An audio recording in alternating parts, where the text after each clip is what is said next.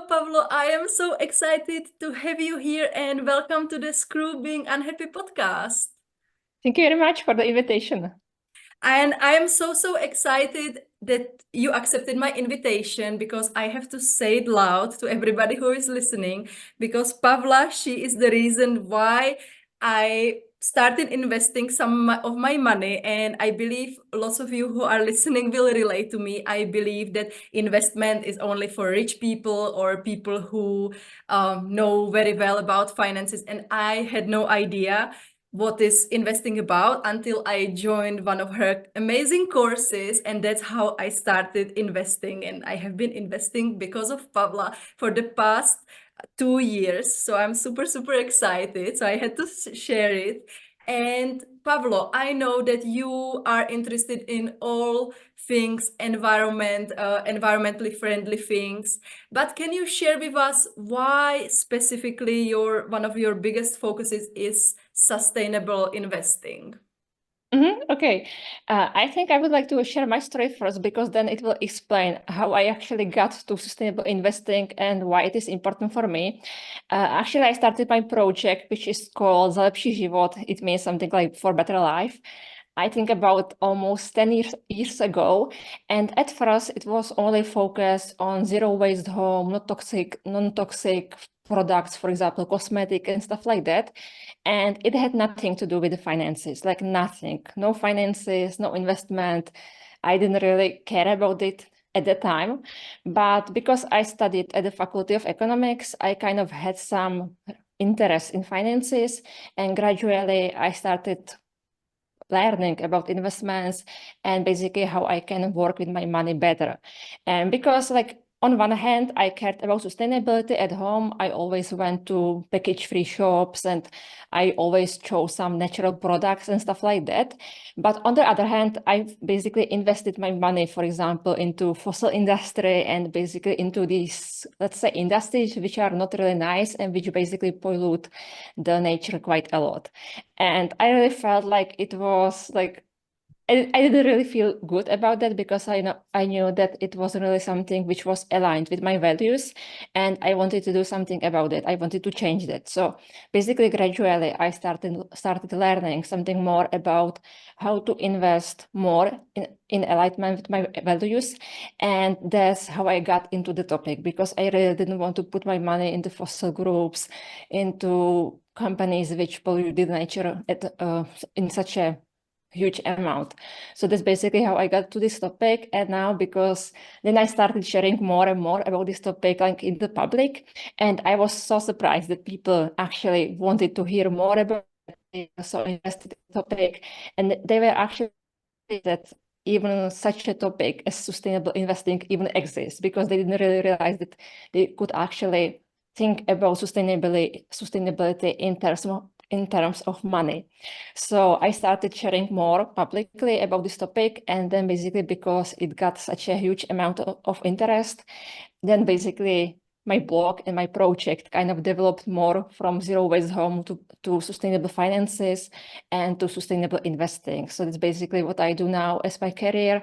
And I do courses about these topics. I consult clients about these topics. And I also teach at the university, which is quite nice. Yeah, it's amazing. And as I said in the beginning, I was the perfect example of person who have lots of misconceptions about investment. I had really, maybe you remember from the course, I had about 20,000 questions each session because I really wanted to ask the expert. But let's talk a bit more about financial literacy because myself 100%, and I'm sure lots of people around who are listening feel like this is something not for us, especially investing.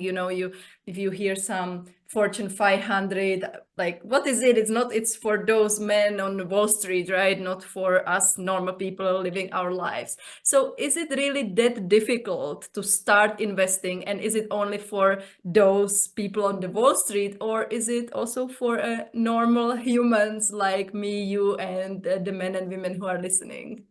Uh-huh.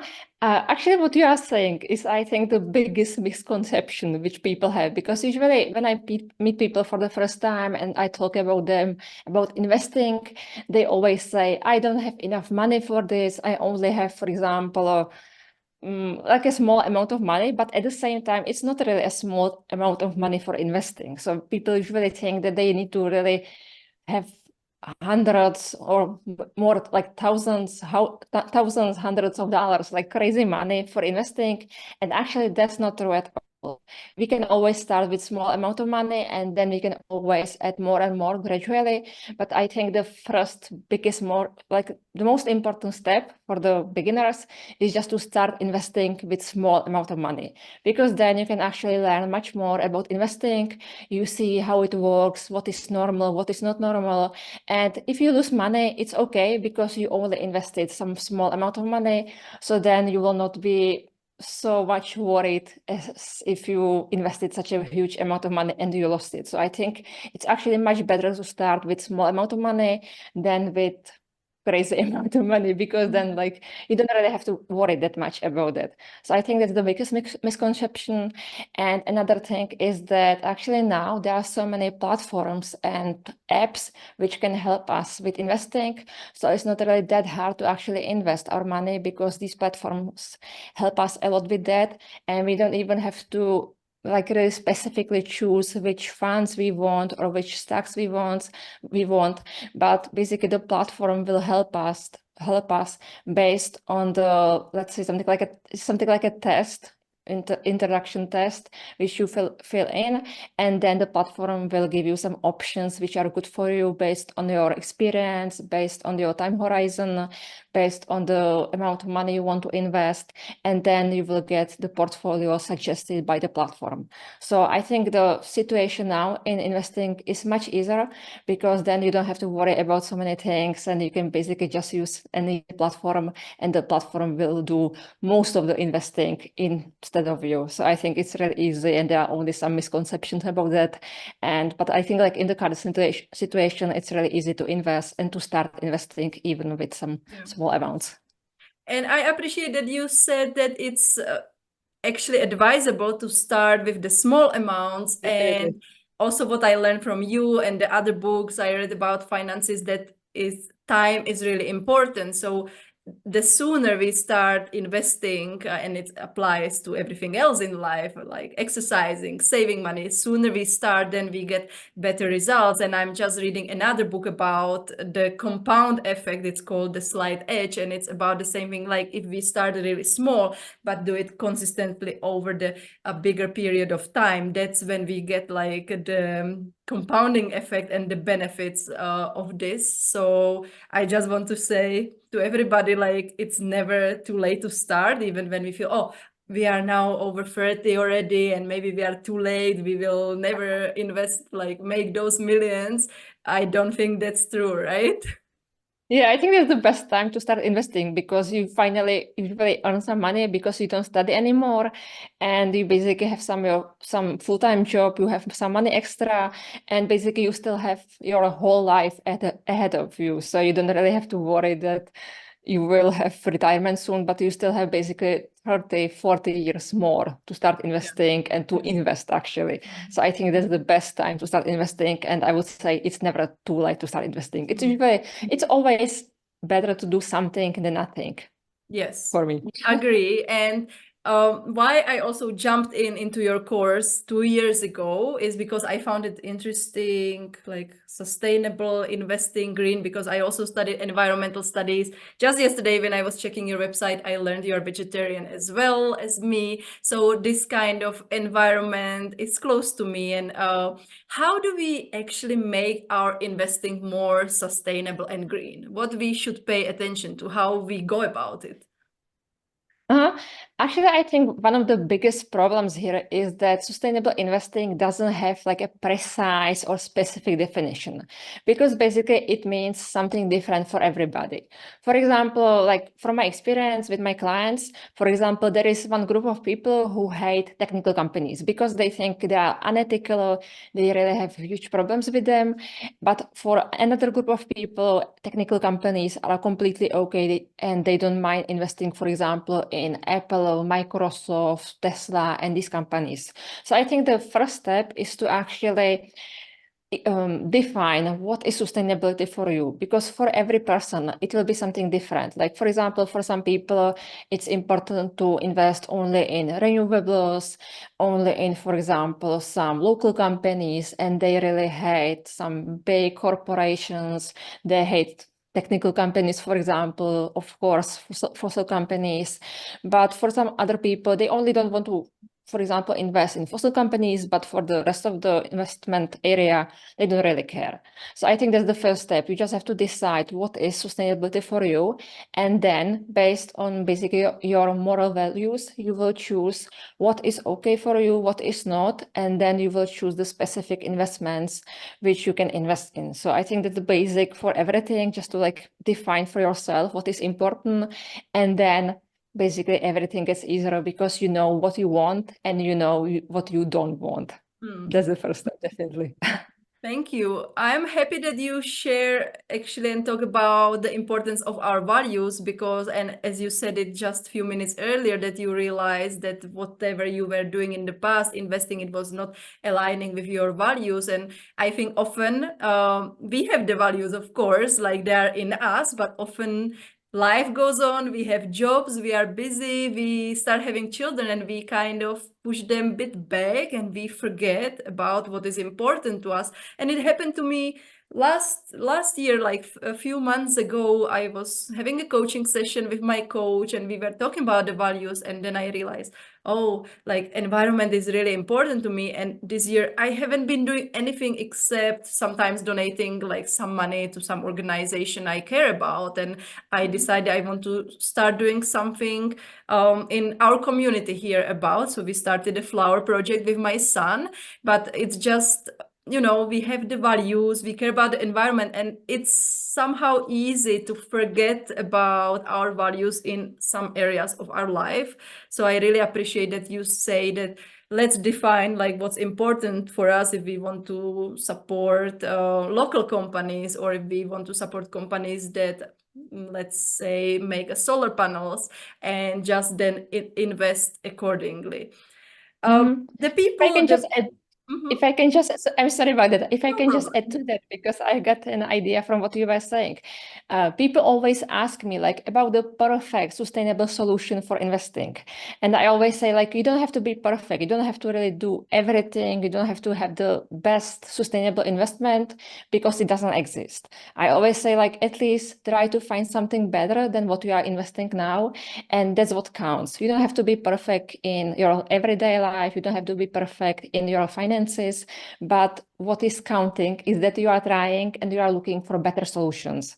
So that's, I think, something important also in finances and investment, that you don't really have to find the perfect solution for everything, but at least you are trying. And basically, as with our lives, also our finances and investments are kind of like developing over time. So that's something what can always change, and you can always find something better in the future, but it doesn't mean that you have to look for the perfect solution now, because maybe in the future you will find it.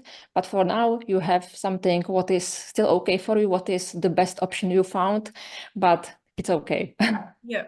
And this is beautiful, and it really something that this is something that really aligns with what I do in coaching with my clients, right? That we don't want to achieve perfection, because as you said, perfection doesn't exist, but what's important is to try to be maybe 1% better each day. And that's same, like I never thought about it, of course, this way, that this can apply to investment. So from going to no investing and taking small steps and then finding the better solution as we go, this, like the search for perfection shouldn't stop us from pursuing like whatever we want in life, be it investment or being health, being the perfect job, creating our business. It really applies to everything, and it's about, yeah, let's try to be 1% better, and in long term it will make a huge difference.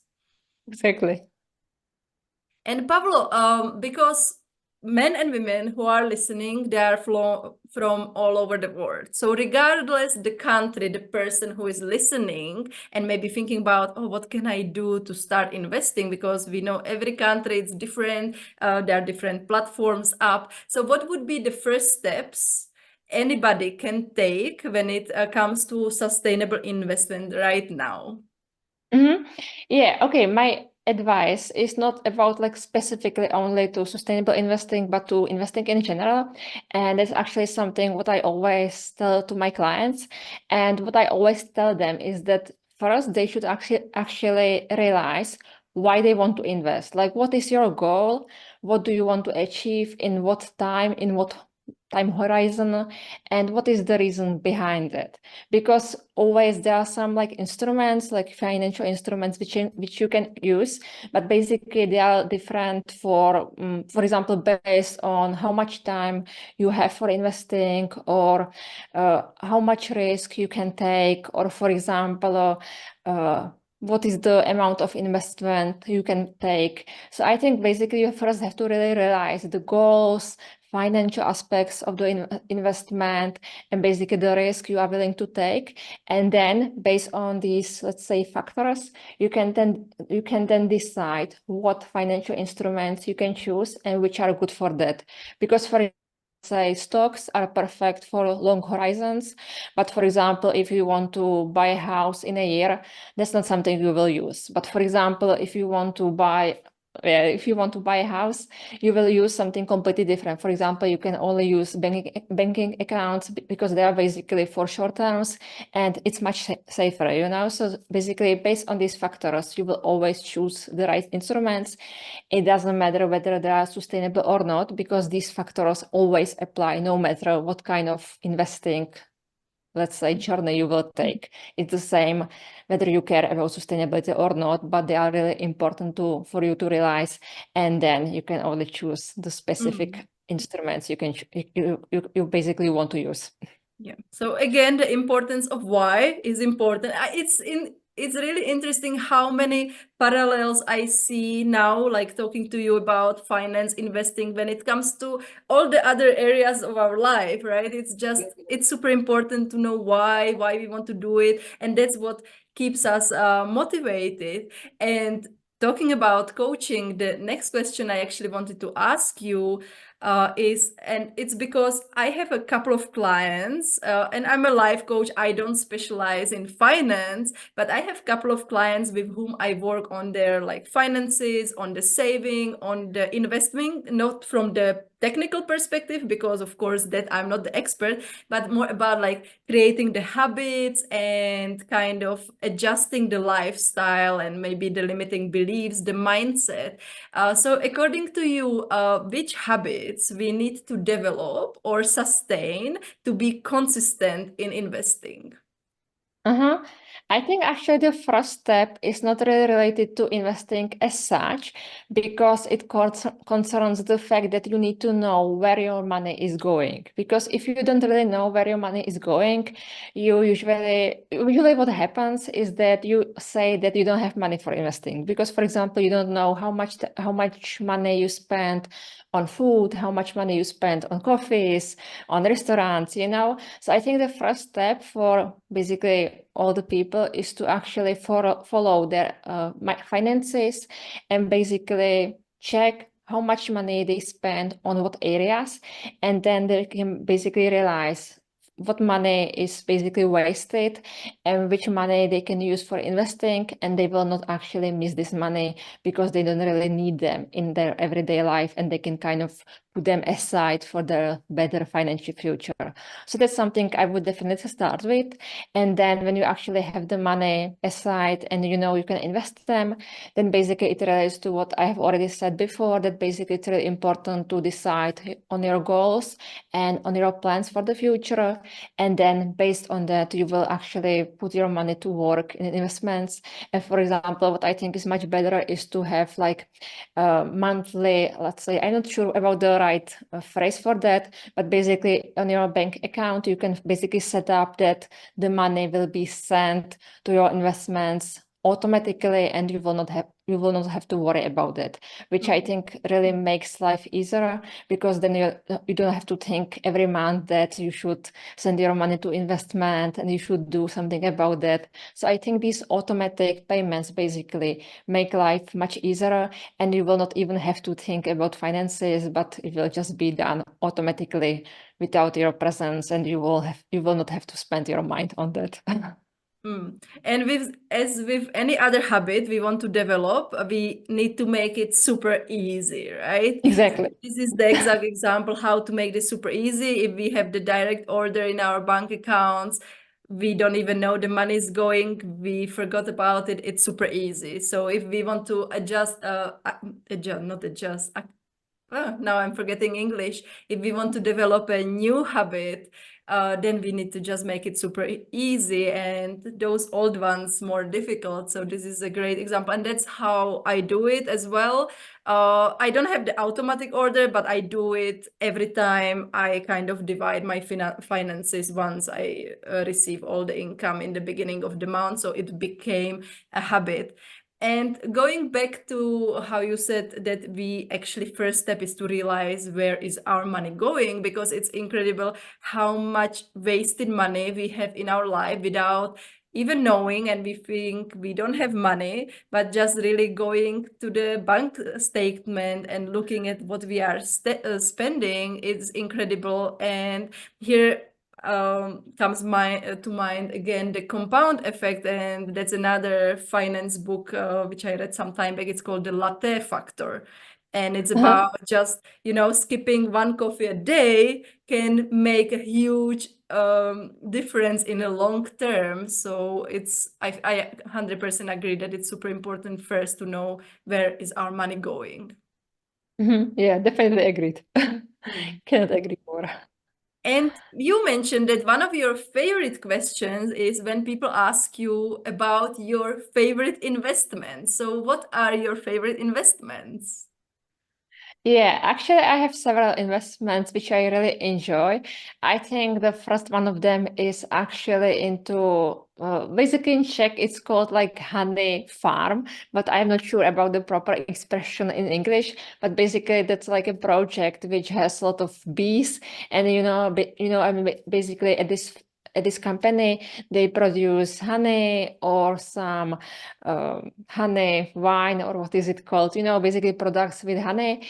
And that's something I really enjoy investing into, because basically what I get from that is not actually money, but I get these honey products. And I really That's enjoy eating amazing. honey and drinking honey, honey, so that's really something I enjoy. Like, it doesn't really make that much sense economically. It's not really like a super economically beneficial investment, but this one is really for fun because I enjoy it, and it really brings me a lot of pleasure.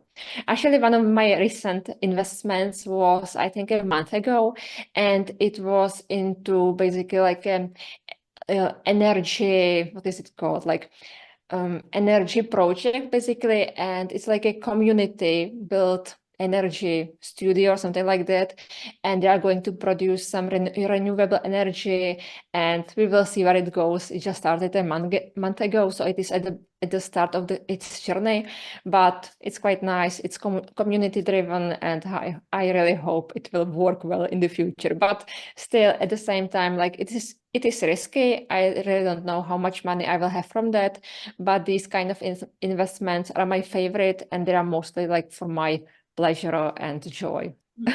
That's, I mean, I had no idea that you can invest to some kind of things, you know. I just imagine those big companies. So this is really interesting, and I think that might be something we need to talk about. I still have some I think paid consultations with you, so I think I will need to use it because what I try to do when it comes to money management, like every month I put a small amount, like I think 5 or 10%, into giving money and supporting projects I like. So in this way, I have adopted rat in Tanzania because they train them on finding patients with the tuberculosis and finding landmines. It's an amazing project. I love it. I visited it when I lived back in Tanzania, and every year I adopt my own rat because I used to have a rat when I was a teenager. They are super smart and super amazing. So I didn't know you can invest to some kind of things like this. So that's something I really like, and I will definitely talk about it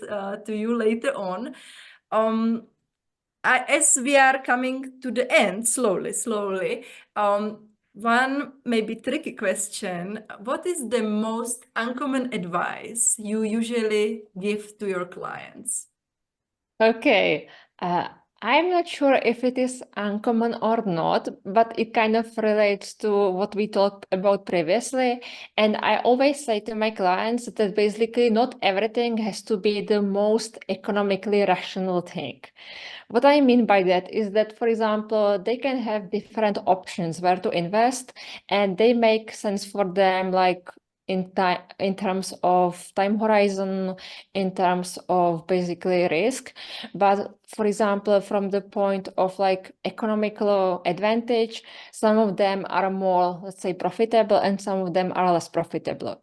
But I always tell them that it always doesn't have to be the most profitable option, because what is important for them is that it should feel right for them.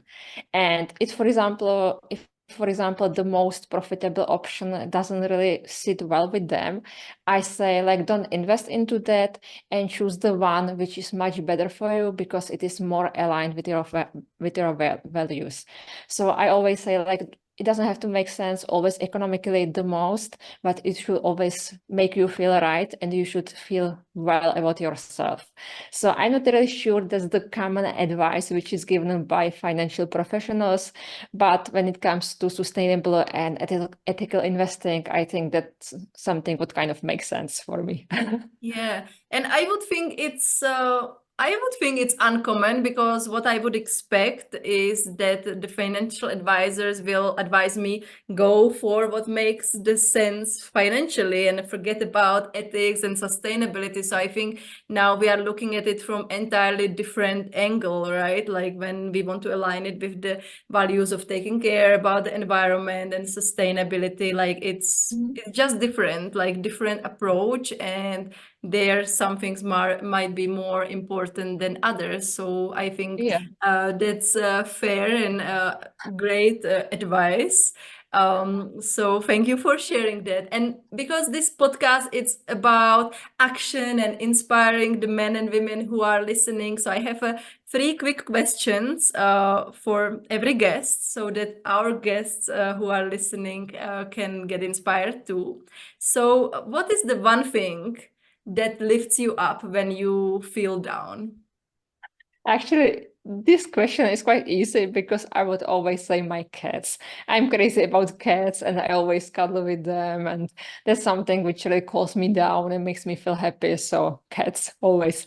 I'm a cat person too, so the You can dog relate to lovers that. forgive us. But yeah, I agree.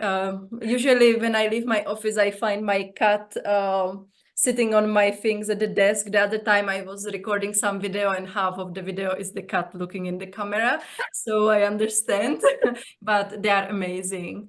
And who inspires you and why? Okay, I think in the past I had quite a lot of, I would say, maybe famous people who kind of inspired me, but basically gradually I just realized that it's not really always good kind of to how to say it, kind of like worship somebody, because you don't really know what is going on with their lives and you don't know what is going on behind the scenes. So I think now I don't really have one specific person who inspires me or who I kind of like learning from, but I think I'm kind of inspired by people around me, by everyday people. And I think there is something inspiring about every person I meet. So I think it's always nice to just draw inspiration from everybody around me. And that's the biggest inspiration, I would say. I love this, and I think it's amazing, like also shift in the mindset we can do. It's uh trying to look for anything inspiring in any person we meet, because we can automatically look for something negative in every person we meet. But once we choose to look for something inspiring or positive, like our focus shifts. So this is beautiful. Thank you for sharing that. And last one, as I said, I really want the listeners to go into action, because it's all about action. If we listen to podcasts, read books, our lives won't change, unfortunately. So we need to do something. So if there is one thing you would like the listeners to do after listening to this episode, what would that be? Yeah, okay. That's definitely make the first step, because I think the first step is the most important thing which you can do when it comes to investing or when it comes to anything. Actually, my first investment was completely stupid and it was not really something I am proud of. But basically, it was something what got me into investing, and then I got kind of smarter and smarter. But basically, first investment was something completely stupid. I didn't really think about it about at the time, and I think I was quite lucky that I didn't lose the money. But yeah, I'm not really proud of that. But basically, without the first step, I don't think you can move anywhere. So just do the first step with a small amount of money, but do it and don't wait for the perfect moment, because it will never come. Thank you. And Pablo, because you have lots, as you mentioned, you have a number of projects. As I said, you have online courses, you do consulting with people one-on-one. So where the listeners can find you and what do you have to offer? Uh-huh. Okay, so basically my project is called Za lepší život. I know it's in Czech, so for foreigners it's hard to pronounce or find, but basically Za lepší život is the name of my project on Facebook. I have a website, zalepšiživot.cz, and the same on Instagram. And I also have courses, consultations. I also sometimes do offline sessions and workshops. So basically, you can find anything there if we are interested in sustainable investing. And I also have Facebook group only for women, and I absolutely love it. So if you want to join, you are very welcome. So everything will be in the show notes. I know the courses and maybe other resources are in Czech, but let me ask this question on behalf of the listeners who are not Czech. Like, for example, the one-on-one, I see you're speaking English, right? So I wanted to, is it also possible to have it in English? Yeah, it will be possible, but I have never done it. But basically, some things are kind of international, so I think it will be definitely possible to do it in English, and I still can give quite a lot of resources and advice in English for international investors. Okay, so everything will be in the show notes. It was my pleasure. I hope this was inspiring for you, definitely for me, and for the people who were listening. So thank you so much for coming, and hopefully it won't be the last time we are talking. Thank you very much for the invitation, and it was a pleasure talking to you.